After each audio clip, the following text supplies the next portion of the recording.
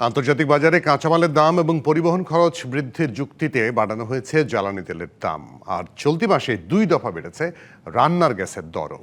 এর ফলে আমদানি করা নিত্যপণ্য থেকে শুরু করে স্থানীয় বাজারের বহু জিনিসপত্রের দাম এখন ঊর্ধ্বমুখী। আয়ের তুলনায় ব্যয়ের লাগামহীন বৃদ্ধিতে সাধারণ ভোক্তারা তাদের দৈনন্দিন চাহিদার তালিকা সংকুচিত করতে বাধ্য হচ্ছেন। বিশেষ করে শিশুদের পুষ্টি চাহিদার উপর এর নেতিবাচক প্রভাব পড়ছে বেশ। আমাদের সঙ্গে অতিথি হিসেবে সরাসরি যুক্ত হচ্ছেন কনজিউমার্স অ্যাসোসিয়েশন অফ বাংলাদেশের সভাপতি AHM শফিকুজ্জামান। শফিকুজ্জামান, স্বাগত আপনাকে। মানে ওই যে মন্ত্রীরা কিন্তু কালকেও বলেছেন, বাণিজ্য মন্ত্রী, যে তেলের দাম বাড়ায়, গ্যাসের দাম বাড়ায়, নিত্যপণ্যের দাম বাড়ানোর কোনো যৌক্তিকতা নেই বা আমি বুঝি নাই। একটু আপনি যদি একটু বুঝতে পারেন তাহলে একটু বলতেন আমাদেরকে।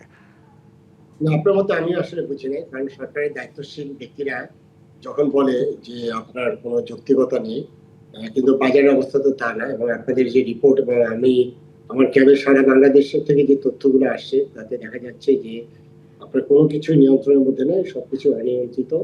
এবং সেটি অস্বাভাবিক কিছু না, এটাও স্বাভাবিক। কারণ হলো আপনার জ্বালানি তেলের দাম বেড়েছে 15%, বা এরকম একটি যে 100 টাকা ডিজেল 115 টাকা। আপনার 10 টন একটি ট্রাকে আপনার 10,000 কেজি আপনার পণ্য আসে। সেখানে 15% আসলে আমাদের পণ্য পরিবহনে আপনার পার কেজিতে আপনার এই পরিবহনটা যেটা 200-250-300 কিলোমিটার থেকে দূরে থেকে আসে, সেটিতে হয়তো পয়েন্ট সামথিং টাকা, অর্থাৎ 20 পয়সা বা 25 পয়সা ইম্প্যাক্ট করে। কিন্তু ইতিমধ্যেই সেটি আপনার 10, 20, 25 টাকা পর্যন্ত বৃদ্ধি পেয়েছে। এখানে ব্যবসায়ীদের নর্মালি ক্ষেত্রে যেটা হয় যে তারা একটা অজুহাতের অপেক্ষায় থাকে, এবং সেই অজুহাত ছাড়াই কিন্তু তারা বিভিন্ন সময়, বিশেষ করে রোজার সময়, ঈদের আগে এবং সামনে কোরবানি, এই কোরবানির আগে এমনি তারা বাড়িয়ে দেয়। আর এখন তো তারা বাড়ানোর জন্য আপনার অনেক কিছু তাদের হাতে রেডি আছে, অর্থাৎ যে তেলের দাম বেড়েছে, পণ্য পরিবহনের দাম বেড়েছে, অতএব যেমন ইচ্ছা তেমন বাড়ানো হচ্ছে। বাজারে এমনিতে সরকারের কোনো সরাসরি মানে কোনো বাজারে কোনো প্রভাব, মানে বাজার দেখভাল করা, এগুলো কি চোখে পড়েছে? আমার কাছে 2-2.5 মাসে চোখে পড়ে না কিছু। তো আমরা কনজিউমার অ্যাসোসিয়েশন, আমরা প্রাইভেট অর্গানাইজেশন হিসেবে আমরা এই বিষয়গুলো সরকারের কাছে তুলে ধরি। এবং আপনারা জানেন যে গত সপ্তাহে ইনফ্যাক্ট একটি সভা হয়েছে, যেটি হলো বাণিজ্য মন্ত্রীর নেতৃত্বে। আমাদের ন্যায্য মূল্য নির্ধারণ বিষয়ক একটা টাস্ক ফোর্স আছে, এবং সেই টাস্ক ফোর্সে আমিও ওটার মেম্বার। এবং সেখানে আমি তো একটা সময় সরকারে ছিলাম, কিন্তু এখন সরকারে যারা আছে সেই মিটিং এ যে সব আলোচনা হচ্ছে এবং বিভিন্ন বাহিনী এবং বিভিন্ন গোয়েন্দা সংস্থা সহ যে রিপোর্ট দিচ্ছে, সেই রিপোর্টের সাথে আমাদের বাজারের বাস্তব অবস্থার কোনো মিল নেই। এবং আপনারাও সেটা এখন যে ভিডিওটা দেখালেন সেখানে সেই কথাই বলা হচ্ছে।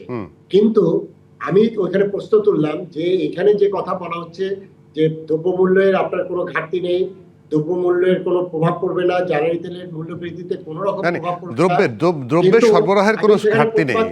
জি, দ্রব্যের সরবরাহের কোনো ঘাটতি নেই, তাই দাম বাড়বে না, এই কথাটা সরকার বারবার বলছে, বলা হচ্ছে।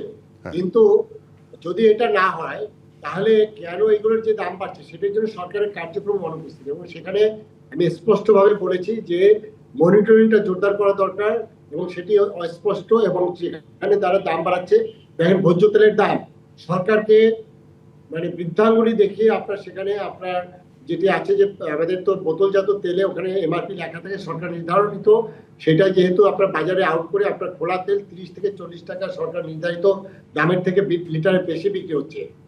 একইভাবে সিলিন্ডারের দাম দেখেন, গত 2 বারে প্রায় 600 থেকে 700 টাকা বৃদ্ধি করা হলো, কিন্তু সেই বৃদ্ধির পরেও কিন্তু আপনার 200 থেকে 300 টাকা অতিরিক্ত দামে কিনতে হচ্ছে।